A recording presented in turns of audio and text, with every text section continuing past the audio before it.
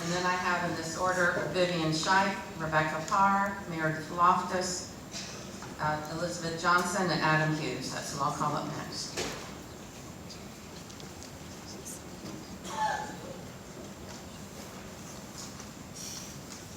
Cedric, please state your name and address for the record, and I'll have to keep the timer, and I'll let you know when you're about a minute out. All right, cool. My name is Constance, 301 North Charlotte Drive, Knoxville, Tennessee, 37914. Since the agenda item that I was going to speak on has been tabled, I'm going to January to speak on that particular item. I'm just going to exercise my right in public forum at this point and speak publicly about the generalization of issues that I have and concerns. So, with that being said, in kind of the concept with the whole thing, that reason why the park issue was here and present today was really addressing public housing. And as I expressed to some of the members of the community at Park Ridge that reached out to me personally asking for my presence here today, I expressed to some of those who support it. And my support concern for you all is that, as I've said many times at this mic, the city has had numerous opportunities to address housing, particularly affordable and homeless housing. We have had multiple properties that could have easily addressed this particular concern, yet the city has always chosen to do the total opposite. One that comes to mind particularly still to this day, St. Mary's Hospital, that is going to go to the police and fire department, that could officially have served as a homeless housing effective immediately because it was still a hospital with rooms, beds, and bathrooms. We could have officially made that into a homeless housing location effective immediately. Another spot that comes to mind, which is always going to be disturbing, because that's where we got a big outpour of our homeless population from, is the Lake Shore building that today serves as the Park and Rec's administrative office. That should have never stopped being what it was, which was a mental health ward. So that's another building that easily could have remained what it was and help farther address our issues with homeless housing.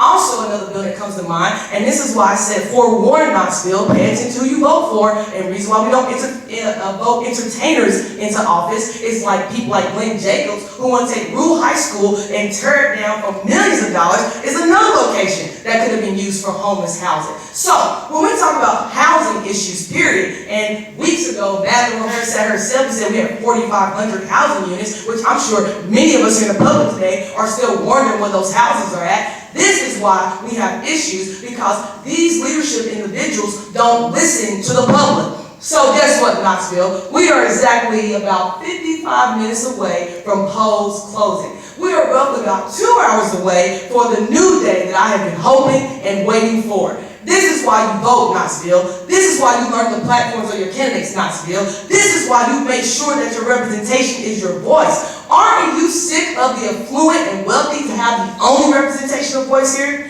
Are you sick of every time that you meet with your local representations at your community functions and even here in these spaces where we come and publicly talk to them? Are you sick of having this conversation and deaf ears are not listening? Then I suggest Knoxville, you go vote. That's how we start to make these changes effective today, right now. And then, as I said before, we are still waiting on police reform. The police department is out of control. This weekend alone, 3 black cops at that. Black cops. I keep saying black people. What is wrong with us? Why are we the most unloyal to ourselves? Everybody else in their nationality is loyal to themselves, but the black population. And we got black cops coming to black spaces in black community areas, criminalizing their own black people. But the last time I checked, Blue Lives Matter has never stood up for the black cops when they get caught up in the wrongdoing. So, black cops, I'm confused with what you're doing, period, at this point. And as we continue on many other things, waste of funding. We are spending money left and right and not in the appropriate places still.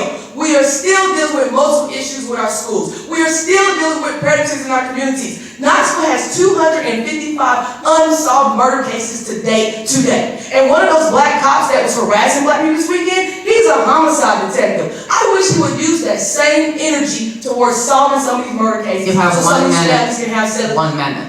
So some of these families can have closure to their losses. This is the reality we're dealing with, and that's why, Knoxville, you have to go vote. So if you're sitting here, get up and go vote. If you're watching TV, get up and go vote. If you're on live stream, listen to us, get up and go vote, Knoxville, because these changes ain't going to happen until the people claim back their power. Vote, Knoxville.